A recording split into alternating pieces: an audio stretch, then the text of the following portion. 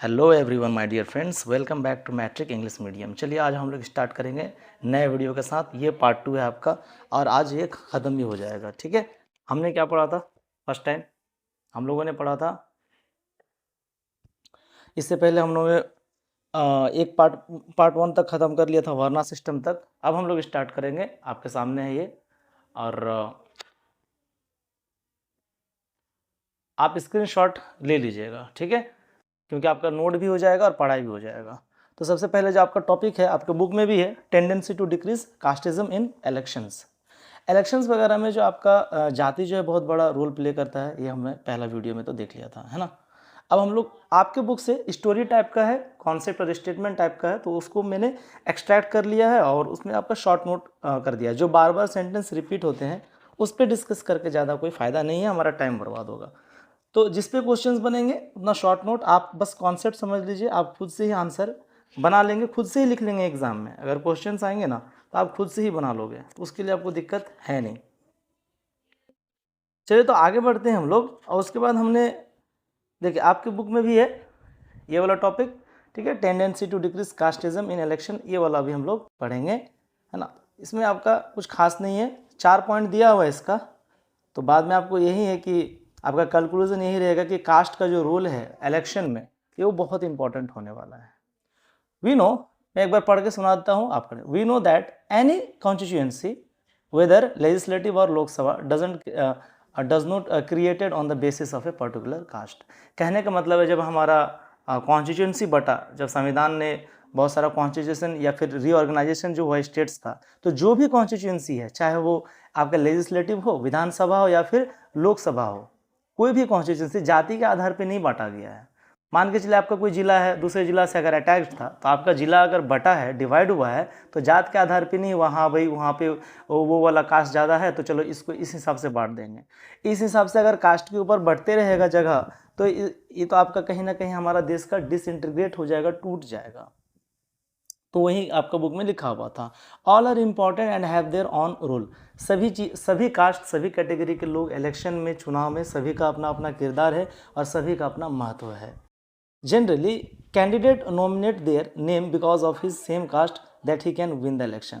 अब जब अलग अलग पार्टियां टिकट बांटती है तो कैंडिडेट को, रिप्रेजेंटेटिव को खड़ा करता है। मान के चलिए कि आपका जिला है, या फिर जिला नहीं तो या लोकसभा का इलेक्शन हो रही है आपके डिस्ट्रिक्ट पे, आप किसी भी डिस्ट्रिक्ट से हो, चाहे वो आपका चंपारण हो या गया हो, सिवान हो, रोहतास हो, कोई भी जिला, कटिहार, पूर्णिया, किशनगंज, वटेवर, तो आप किसी भी आपके लोकसभा से, आपके क्षेत्र से जो कैंडिडेट खड़ा हुआ है, तो कौन से कास्ट से है और आपके ज़िला में, आपके लोकसभा कॉन्स्टिट्यूंसी में किस जाति के लोग का आबादी ज़्यादा है, उस हिसाब से पार्टी देखती है। एक तो आप सिर्फ कास्ट, आप सेम कास्ट होंगे उससे मैटर नहीं करता है, आप कितना पावरफुल हैं, आप कितना राजनीति में आप सक्रिय हैं, सब कुछ देखता है, तब आपको टिकट देती है ना। क्या आप में वो क्षमता है कि आप लोकसभा कॉन्स्टिट्यूंसी का इलेक्शन फाइट कर सकते हैं? मान के चलिए कि आपका कैंडिडेट कोई भी कास्ट से है, यादव कास्ट ही ले लेते हैं क्योंकि बिहार में डोमिनेंट है तो यादव चलता है, तो आपको पार्टी आरजेडी जो है यादव वाले को टिकट दे देती है, जो पिछला ही वीडियो में हमने डिस्कस किया, तो ताकि यादव का वोट पड़ जाए और कैंडिडेट जीत सके, इस वजह से होता है। तो वैसे हर पार्टी करती है। कोई अगर मुस्लिम बहुमत क्षेत्र है तो मुस्लिम को वो टिकट मिल गया, ऐसे करके चलता है, चाहे वो बीजेपी का ही क्यों ना हो, वो मुस्लिम को ही टिकट देगी। But if caste politics continue for long time, it may cause several challenges like low job opportunity, education. अगर लंबे समय तक राजनीति आपके जाति के आधार पर होता रहा तो कहीं ना कहीं पूरे देश को, पूरे राज्य को और पूरा जिला को नुकसान झेलना पड़ जाएगा।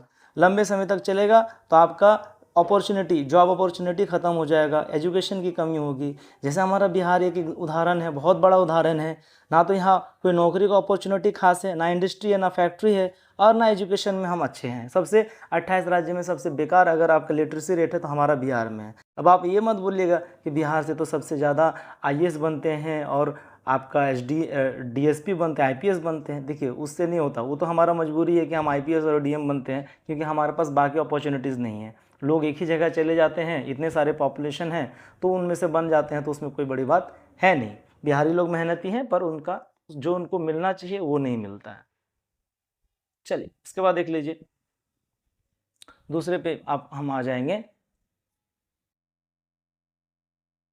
मैं कोशिश करता हूँ कि पूरा फ्रेम आ जाए आपका पेज का, ताकि आप स्क्रीनशॉट ले सकें, और पढ़ के इसलिए सुनाते हैं ताकि आपको पढ़ने में दिक्कत ना हो।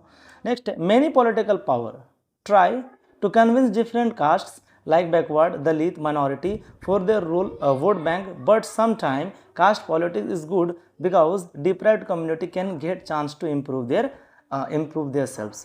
कहने का मतलब है, वैसे तो लंबे समय तक जाति आधार पे राजनीति करना गलत बात है, लेकिन हमेशा राजनीति का टाइम आएगा तो अलग अलग कास्ट के पीछे लोग भिड़ जाते हैं, चाहे वो दलित हो या फिर पिछड़ा जात के हो या फिर आपका माइनॉरिटी हो जिसका पॉपुलेशन कम है रिलीजन वाइज, तो उसके पीछे लोग कन्विंस करने लगते हैं, उनके लिए मैनिफेस्टो रिलीज करते हैं ताकि लोगों को कन्विंस करें और कुछ कुछ वादा करते हैं। इस वजह से क्या होता है, कभी कभी माइनॉरिटी और बैकवर्ड क्लासेस को फ़ायदा हो जाता है ना, फ़ायदा हो जाता है, और ये राजनीति में आम बात है, और ये कहीं ना कहीं एक हेल्दी पॉलिटिक्स भी आप कंसिडर कर सकते हैं। डिप्राइव्ड कम्युनिटी को चांस भी मिलता है कि वो पार्टिसिपेट भी करे इलेक्शन पे, तो कुछ कुछ फ़ायदा हो जाता है आपका, तो वही आपके बुक में है। नेक्स्ट आपका टॉपिक रहेगा रिलीजन, कम्युनलिज्म एंड पॉलिटिक्स। देखिए, धर्म और सांप्रदायिकता और राजनीति, ये एक दूसरे से तीनों आपका जुड़े हुए हैं, आपके बुक में भी वही है। मैंने शॉर्ट में ही ख़त्म कर दिया वो। यहाँ पे आपका बुक में लिखा हुआ था क्या, आपके बुक में लिखा हुआ था politics within caste means politics to affect the caste. तो राजनीति आपका जात के ऊपर ही है, कास्ट के ऊपर है, उतना खास नहीं था, मैंने पूरा पढ़ा तो उतना इम्पोर्टेंट नहीं है। नेक्स्ट टॉपिक आपका क्या है, यहाँ पे आपके क्या लिखा हुआ है, इंटायर इंडियन पॉलिटिक्स, जितना भी पूरा भारत में राजनीति होते हैं वो सभी के पीछे चल जाते हैं, चाहे बैकवर्ड हो, दलित हो, माइनॉरिटी हो, सब अपने आप को अपना बना लेते हैं कि आप मेरे हैं, आप मेरे हैं, और जब इलेक्शन जीतता है तो भूल जाता है लोग, है ना। या फिर जो भी एक्सप्लॉइटेड ग्रुप्स हैं जिसके साथ शोषण हुआ है उसको भी फेवर करने लगते हैं इलेक्शन के टाइम में। अभी यहाँ पे आपका एक नोट बनाया है, ये आपका इतना बड़ा टॉपिक है ना। उसके बाद ये इतना यहाँ पे है, उसके बाद कम्युनलिज्म क्या है, डेफिनेशन ऑफ कम्युनलिज्म क्या है, और यहाँ पे आपका क्या है, feature of communalism in politics. उसके बाद आपका कॉन्सेप्ट ऑफ सेकुलर गवर्नमेंट, उसके बारे में हम डिस्कस करेंगे। उसके बाद क्या है, जेंडर इश्यू एंड पॉलिटिक्स, जो जेंडर का राजनीति में क्या रोल है, अलग अलग जेंडर का, उस पर हम बात करेंगे। ये लास्ट टॉपिक रहेगा आपका, ठीक है। और उसके बाद फिर पॉलिटिकल रिप्रेजेंटेशंस ऑफ फीमेल, महिलाओं का क्या प्रतिनिधित्व है हमारे राजनीति में, देश में, उसके बारे में हम डिस्कस करें। तो इसमें मैंने नोट्स कर दिया है, मैं ज़्यादा आपको सोचना नहीं है, फिर भी मैं निकाल के रखता हूँ ताकि आपको दिक्कत हो नहीं। कभी कभी थोड़ा थोड़ा सा बुक से भी मैं पढ़ाऊँगा आपको आज, जो अंडरलाइन करके ही रखे हैं। चलिए, आर्टिकल 29 के तहत है ना, protection of interest of minorities, हमारे इंडियन कॉन्स्टिट्यूशन माइनॉरिटीज़ को पूरा का पूरा इंटरेस्ट जो आपका जो पूरा का पूरा बचाने का काम करती है। कहने का मतलब है, इस देश में मेजॉरिटी और माइनॉरिटी वाला प्रॉब्लम है, तो माइनॉरिटी के लिए कुछ ना कुछ कॉन्स्टिट्यूशनली आपका इंडियन कॉन्स्टिट्यूशन जो मेकर थे, जो देश में संविधान बना रहे थे, हमारे लीडर्स जो थे, वो माइनॉरिटी के लिए सोच करके ही कुछ ना कुछ आपका आर्टिकल 29 में बहुत सारा चीज़ें डिस्कस किया है, ताकि माइनॉरिटी के लिए बेहतर हो, उसका प्रोटेक्शन हो सके। ऐसा ना हो कि इन फ्यूचर उस टाइप का सरकार आ जाए जो माइनॉरिटी को कहीं ना कहीं डिप्राइव्ड कर दे, तो दिक्कत हो जाएगी। Religion based politics most of the time cause violence and riots, धर्म के आधार पे जब भी राजनीति होती है, धर्म के आधार पे, तो अक्सर क्या होता है, वायलेंस होता है, हिंसा होता है, राइट्स होता है, मतलब दंगे होते हैं। दिस में काउज डिसइंटीग्रिटी इन एंटायर नेशन, और इस वजह से क्या होता है कि कहीं ना कहीं देश बहुत ज़्यादा टुकड़ों में बढ़ जाता है, सिर्फ धर्म और जाति के आधार पे, जो कि देश के लिए बहुत ही खतरनाक है, नहीं होना चाहिए। और एक जो म्यूचुअल बेनिफिट होता है हमारे देश में, वो ख़त्म होने लगता है, इसीलिए कम्युनलिज्म ठीक नहीं है। और हम चलिए अब हम बात करेंगे कम्युनलिज्म। कम्युनलिज्म मतलब क्या होता है आपका, सांप्रदायिकता, ठीक है, सांप्रदायिकता। When religion becomes a problem in politics, कब आखिर जो धर्म है राजनीति में कहीं ना कहीं दिक्कत देती है। कम्युनलिज्म अभी हम समझेंगे डिटेल में, पहले हम समझते हैं।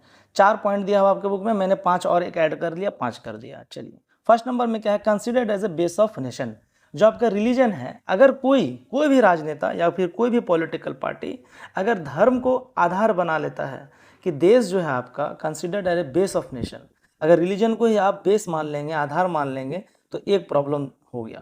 दूसरा प्रॉब्लम क्या है, मैनिफेस्टेशन, घोषणा। मैनिफेस्टेशन, मैनिफेस्टो मतलब घोषणा फॉर पर्टिकुलर रिलीजन। मैनिफेस्टो, कोई भी राजनीति अपना मैनिफेस्टो रिलीज करती है। जैसा भी लोकसभा का इलेक्शन चल रही है तो कांग्रेस पार्टी अपना मैनिफेस्टो निकाला और बीजेपी का मैनिफेस्टो भी निकाला। लेकिन आप कांग्रेस में देखेंगे तो बहुत सारे वादे हैं और बहुत सारे ऐसा मैनिफेस्टो बनाया है जो कहीं ना कहीं लोगों के लिए बहुत ज़्यादा अच्छा है। मैं ये, आप जज मत कीजिएगा कि मैं कांग्रेस पार्टी को सपोर्ट कर रहा हूँ। देश के नागरिक को सेल्फिश होना चाहिए। जो पॉलिटिकल पार्टी आपको ज़्यादा ऑफर करेंगे और प्रॉमिसेस करेंगे उसको एक बार मौका दीजिए, फिर आप देखिए, आप उससे फ़ायदा उठा लीजिए, फिर 5 साल बाद उसको बदल दीजिए अगर सामने वाला पार्टी फिर आपको मैनिफेस्टो में ज़्यादा इंटरेस्ट दे रहा है। जैसे जैसे किसान का लोन माफ़ कर देना हो गया, जॉब अपॉर्चुनिटीज़, आपको नौकरी देना या बच्चों के लिए स्कॉलरशिप देना, इस तरह का अगर आपको कोई भी राजनीतिक पार्टी लालच देती है तो आपका फ़ायदा के लिए आप वो फ़ायदा उठाइए, फिर दूसरे पार्टी से भी फ़ायदा उठाइए, मेरा ये कहना है, ठीक है। इसमें आप गलत तरीके से ना लें, कोई भी ना ले, कोई भी बच्चे या कोई भी स्टूडेंट ना ले। Support the demand of majority, कहने का मतलब है कि जैसे देश में, इंडिया का ही हम बात करेंगे अगर, तो हिंदू और मुस्लिम में अक्सर राजनीति होती है, तो मेजॉरिटी आपका हिंदू है, नो डाउट 80%।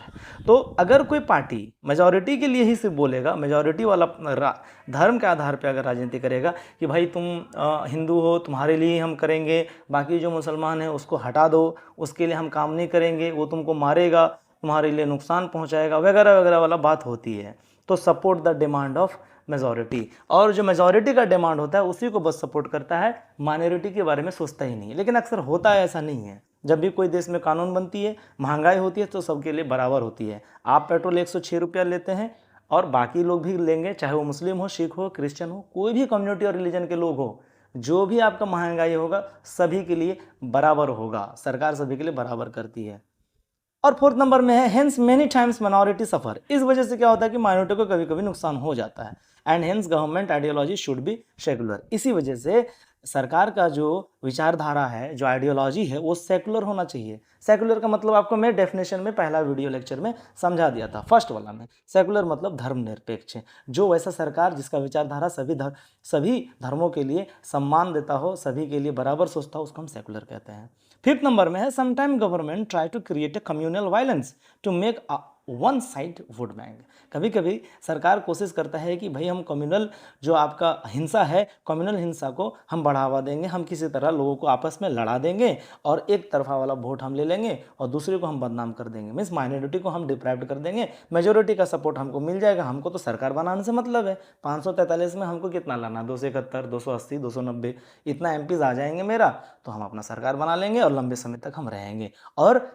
और हम धर्म को लड़ा करके बीच में फिर एक फ़ायदा और क्या होगा कि लोग हमसे सवाल भी नहीं करेंगे, क्योंकि हम तो लड़ाई धर्म के लिए कर रहे हैं, देश के तरक्की के लिए थोड़ी ना कर रहे हैं, है ना। दीज आर कॉल्ड व्हाट, ये जो आपको पांचों एग्जाम्पल्स मैंने बताया, ये पांचों आपका एग्जाम्पल्स कहीं ना कहीं कम्युनलिज्म इसी को कहते हैं, इसी को आप सांप्रदायिकता कह सकते हैं। ये मैंने 5 एग्जाम्पल दिया, इसमें और भी होंगे लेकिन इतना काफ़ी है, 5 एग्जाम्पल सबका काफ़ी है, 5 उदाहरण आपका बहुत काफ़ी है। पहला हम क्या बोले कि आपका अगर देश धर्म के आधार पे ही, आप धर्म को ही सब कुछ मान करके आपका जो देश है धर्म के आधार पे हो, और आपका जो मैनिफेस्टो हो एक ही रिलीजन के लिए हो, एक ही धर्म के लिए मैनिफेस्टो हो, घोषणा हो, मीन्स ऑफर प्रॉमिसेस, है ना, सपोर्ट द, और एक ही का मेजॉरिटी का ही आप सिर्फ डिमांड कर रहे हैं, बाकी माइनॉरिटी, दलित, बैकवर्ड कास्ट, शेड्यूल ट्राइब सबको आप हटा देते हैं, तो यहाँ भी आपका नुकसान है। हेंस मेनी टाइम्स माइनॉरिटी सफ़र, इस वजह से माइनॉरिटी को सफ़र करना पड़ता है, तो इसी को हम क्या कहते हैं, कम्युनलिज्म, सांप्रदायिकता। मुझे नहीं लगता है कि कोई भी कन्फ्यूजन होगा कि कम्युनलिज्म किसे कहते हैं। नेक्स्ट में हम चलेंगे, नेक्स्ट में क्या है आप देख सकते हैं, इसमें क्या है डेफिनेशन ऑफ कम्युनलिज्म। एक तो कम्युनलिज्म समझ गए, फिर भी आप यहाँ भी थोड़ा बहुत और देख लेते हैं।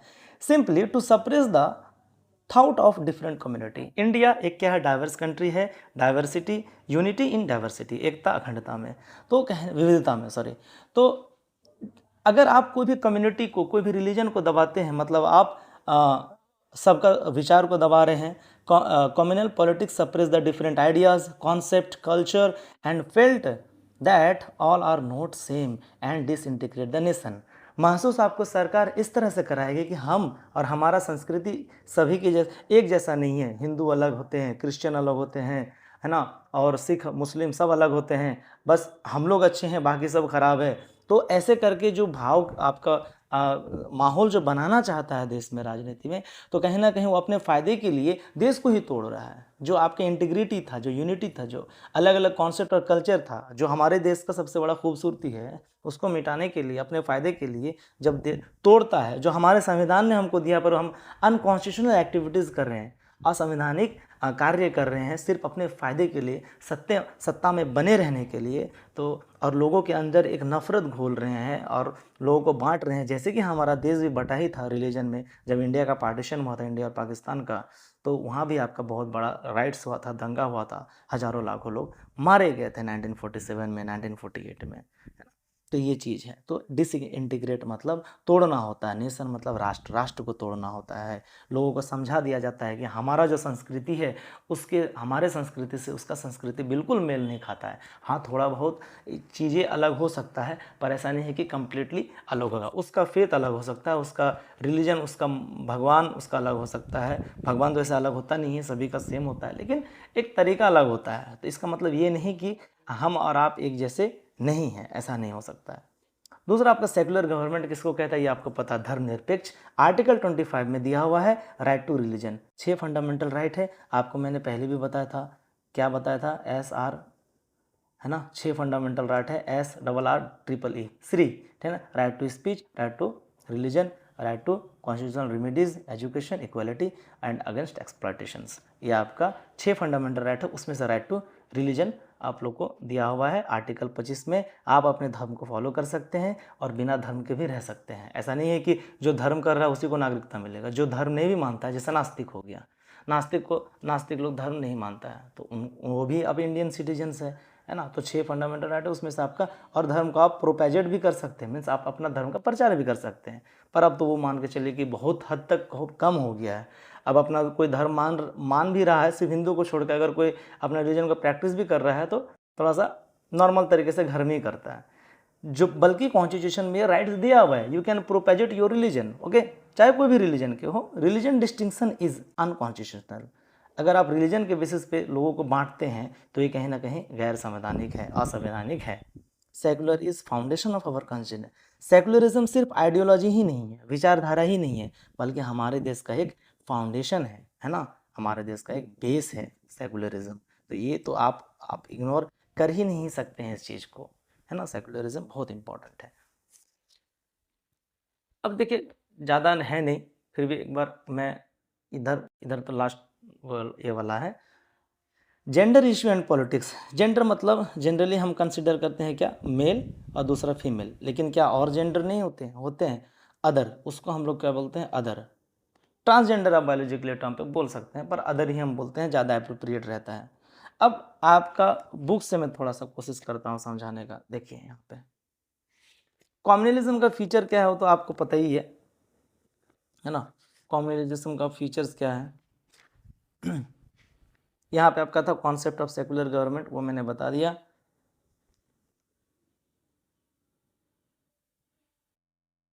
चलिए, उसके बाद जेंडर इशू पॉलिटिक्स है। जेंडर इशू में आप थोड़ा सा देखिएगा,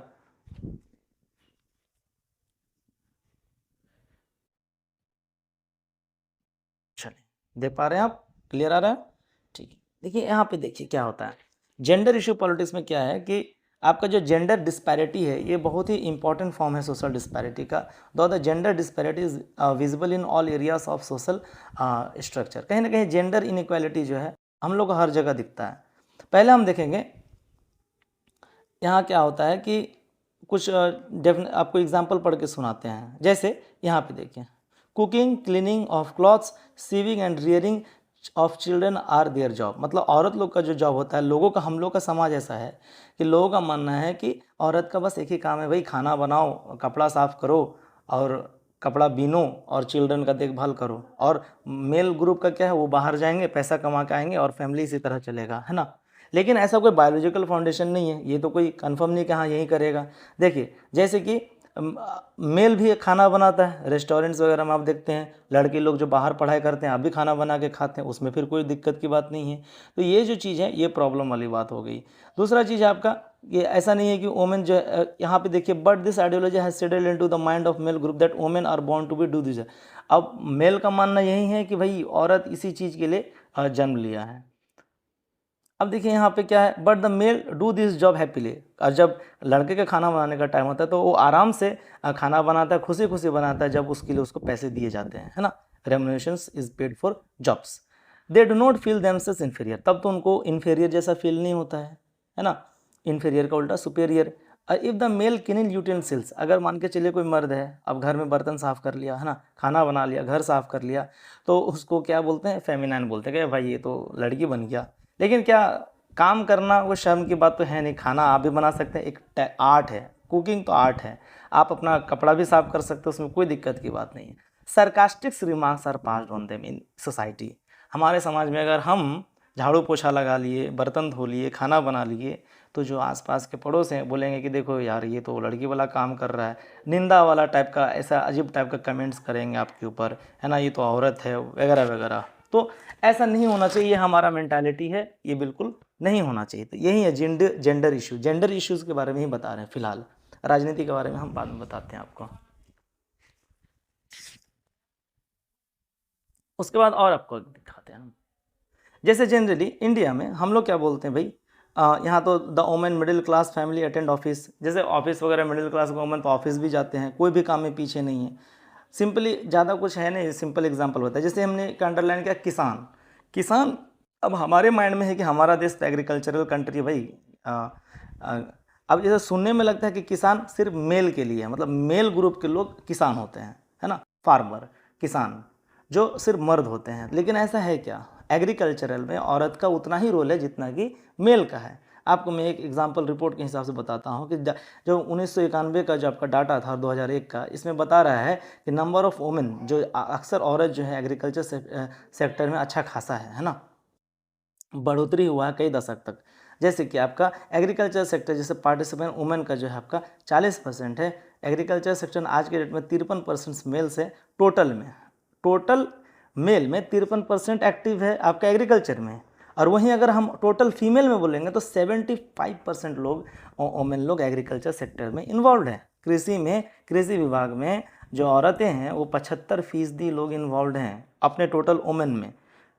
ठीक है, तो ये तो आपका अच्छा खासा है। उसमें देखिए अमंग द रूरल वोमेन, गांव घर में तो 85% है आपका अलग अलग एग्रीकल्चरल सेक्टर में इन्वॉल्व है ना। कभी पानी सिंचाई के रूप में हो या फिर सोइंग के टाइम हो, तो हर चीज़ में औरत उस किसान में भी अच्छा खासा है। तो किसी भी फील्ड में पीछे नहीं है, एग्रीकल्चर हो, एजुकेशन हो, डॉक्टर हो, साइंटिस्ट हो, वॉटेवर। अब यहाँ पे देखिए, यहाँ क्या लिखा हुआ है, यहाँ ये है कि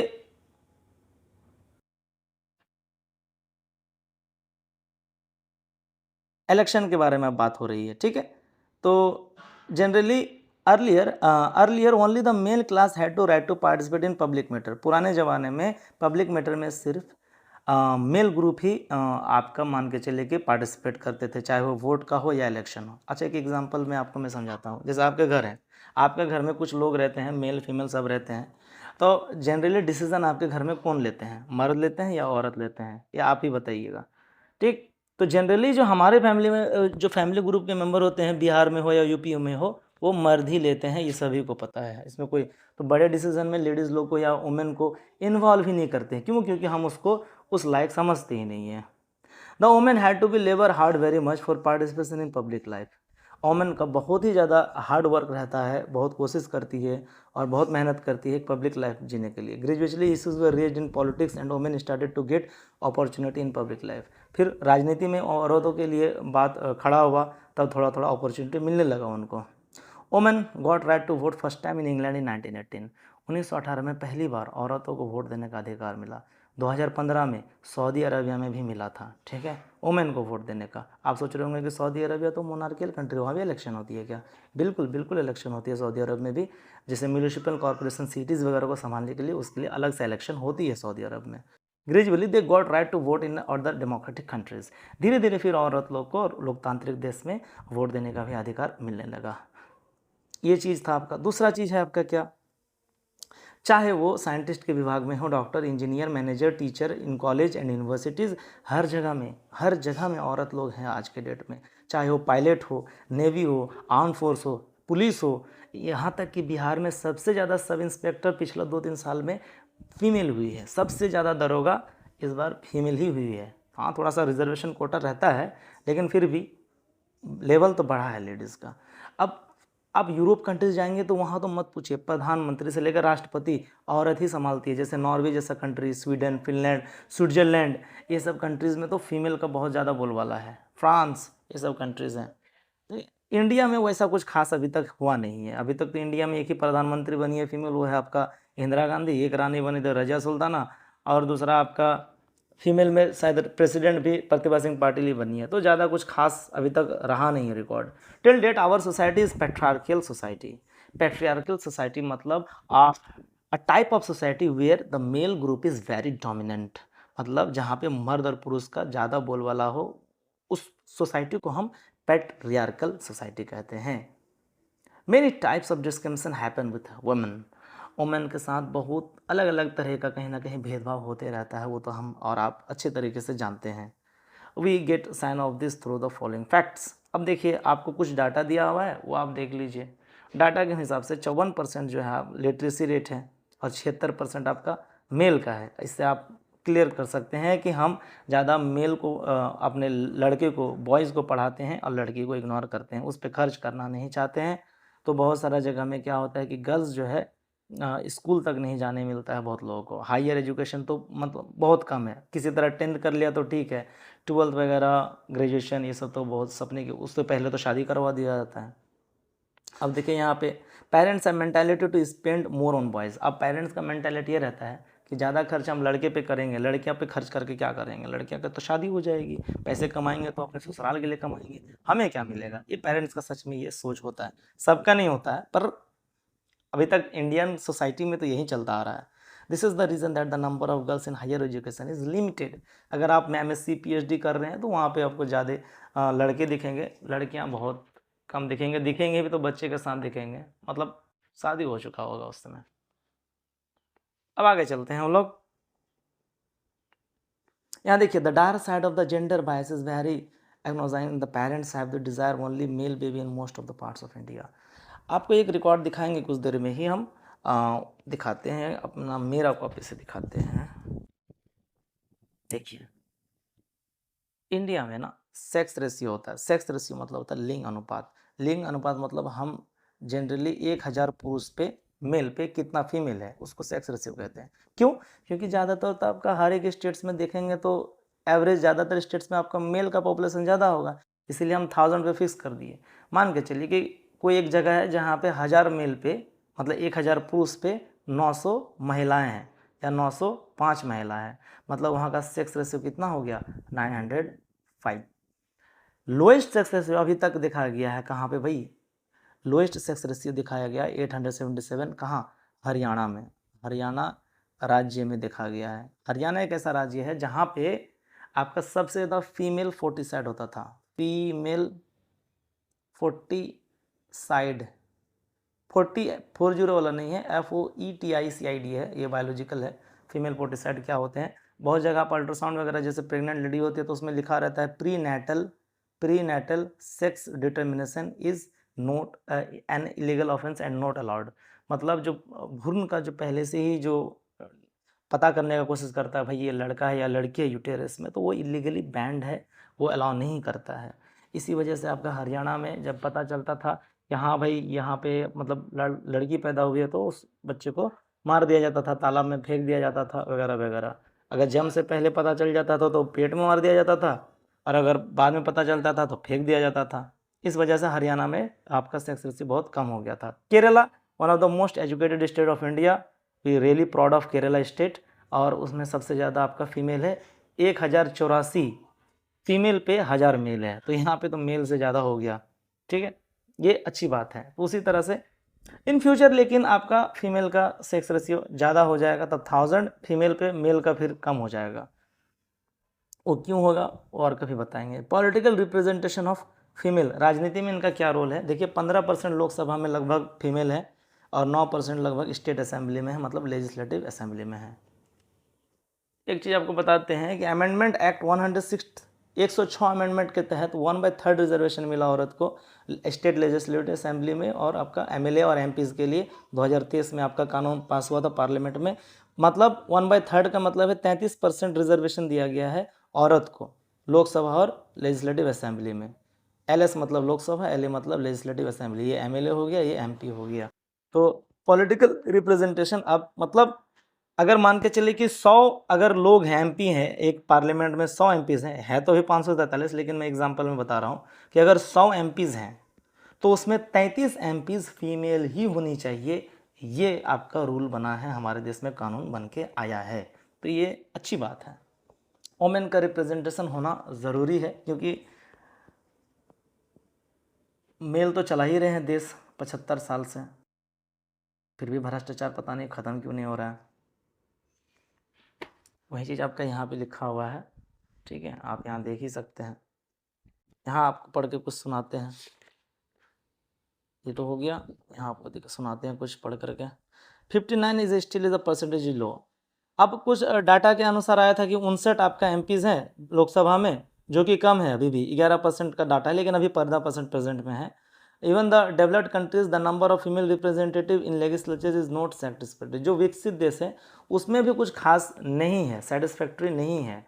great Britain percentage of female is 19.3, England में आपका 19.3 लोकसभा में है, और आपका अमेरिका में 16.3 है, इटली में आपका 16.1 है, और जो आपका आयरलैंड में है 16.2 है। तो ये सब तो डेवलप्ड कंट्री है, और तब भी देखिए ये कंडीशन है वहाँ पे। द परसेंटेज तो उससे अच्छा तो अब भारत का ही होने वाला है, क्योंकि 33% रिजर्वेशन कर दिया है। आप पता कीजिए कि कहीं फॉरेन कंट्रीज़ में रिजर्वेशन है या नहीं, लेकिन हमारे देश में तो आ गया है। The percentage of female representative even in developed country like France is 13.9। ये तो दुख की बात है कि फ्रांस में आपका 13.9 है, बल्कि यूरोपियन कंट्री फिर भी। उसी जगह आप स्विट्जरलैंड वगैरह देख लीजिए, वेस्टर्न कंट्रीज़ में लेकिन बहुत ज़्यादा है, 70% है वोमेन का। पूरे फैमिली पॉलिटिकल में आपका एक्टिव रहते हैं। अब यहाँ पे देखिए प्रीवियस लोकसभा इलेक्शन में 40% वोमेन जो है आपका क्रिमिनल बैकग्राउंड से थी। ये तो बड़ा दुखदायी खबर है, 40% औरत में। तो लेकिन इस बार क्या हुआ, 15th लोकसभा में वोटर उसको रिजेक्ट कर दिया, क्रिमिनल लोग को 15th लोकसभा इलेक्शन में रिजेक्ट कर दिया था। ये अच्छी बात है, मतलब हमारा देश का जनता जागरूक हो रहे हैं धीरे धीरे। 90% वोमेन एमपीज़ आर ग्रेजुएट। अब 90% जो एमपीज़ आए थे इस बार दोबारा चुन करके फीमेल की तरफ से, वो ग्रेजुएट थे। Even today the opportunity for the woman of common family becoming parliamentary to meagre increasing of women representative is good for democracy. आज भी उतना कुछ खास नहीं है, अपॉर्चुनिटी नहीं मिलता है फीमेल को, अगर मिलेगा तो अच्छा बेहतर करेगी। और हाँ, क्योंकि अब आपका वुमेन का इंक्रीज़ होना एक लोकतांत्रिक देश में, उसका प्रतिनिधित्व होना बहुत ज़रूरी है एक लोकतांत्रिक देश में। जैसे कि आपका विक्टर ह्यूगो जो एक फ्रेंच राइटर थे, उनका कहना है कि मेल हैव ए विज़न। मर्द के पास एक विज़न होता है और वुमन के पास एक इंसाइट होता है, जो डीप थिंकिंग होता है वो औरत के पास होता है, तब वो लोग देख सकता है चीज़ों को अच्छे तरीके से, है ना, जो कि हम लोगों से बहुत ज़्यादा रिलेटिवली फार है, वो भी हम इजीली कर सकते हैं। तो यहाँ पे आपका चैप्टर ख़त्म हो गया। तो चीज़ों को बस आप ऊपर डाटा निकाल लीजिएगा जो इम्पोर्टेंट है, और आपका वुमेन का पॉलिटिकल रिप्रेजेंटेशन भारत में औरत का क्या है, यूरोप में क्या है, उसके बारे में भी हमने चर्चा किया। उसके बाद आपका ये आया था जेंडर इश्यू पॉलिटिक्स, मतलब जेंडर से रिलेटेड। हमारे देश में अभी भी उतना नहीं है, लेकिन फिर भी अब बहुत ज़्यादा है।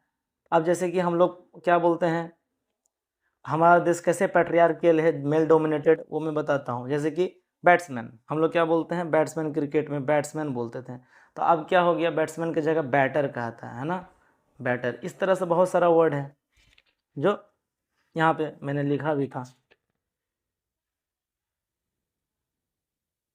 मेरा और एक चीज़ है कि आजकल गर्ल्स किसी भी फील्ड में कम नहीं है। मैं जनरली अगर देखता हूँ, स्कूल में भी पढ़ाता हूँ, तो वहाँ पे भी ज़्यादातर role 1, role 2, rank 1, rank 2, rank 3 girls की होती हैं। मतलब गर्ल्स कॉन्शियस है पढ़ने के लिए, उनको अपॉर्चुनिटी कम मिलती है, इसी वजह से डर से वो पढ़ती है।